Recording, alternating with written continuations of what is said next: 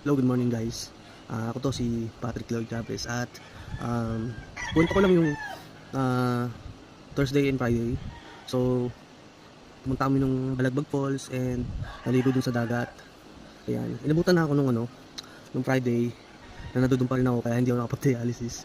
So, gusto ko lang sana i-inform sa inyo kung paano yung nangyari pag swimming ako sa dagat as in lublob. So, yung Tegaderm na pagkakagawa sa akin is ganito. Patagilid. Saradong sarado siya. Actually, ito pa rin yun. No? Ayan. So, hindi siya talaga napasukan. Oh, hanggang dito. Hanggang dyan.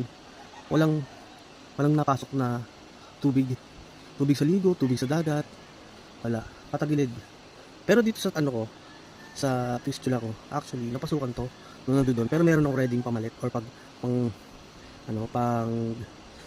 ayos. Though, sarado na rin naman yung sugat dito. So yun nga, na-enjoy ko yung araw na yun. So ito pa rin yung hook na ginawa sa akin nung Wednesday, diba?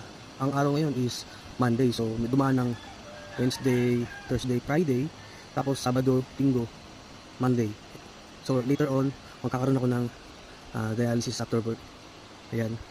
So sa travel, sa mga naramdaman ko, inubo, hingal na nandun.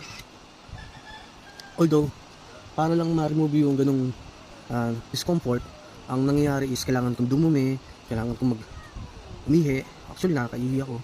At yun ang isa sa mga nagugustuhan ko, though hindi mapigilan yung uhaw minsan eh. Yun. So far yan, hindi naman ako nakikitang hingal na hingal. Ayan. So mamaya, magda-dialysis na. At this time, focus muna sa work. So yun lang share ko, itong Tegaderm na ginamit ko is not the 3M na ginagamit sa mismong dialysis center. Ito yung nabibili sa orange shop. Alam niyo naman tong ano na to. Makikita niyo na to. Yun lang guys. Pang ko lang sa inyo.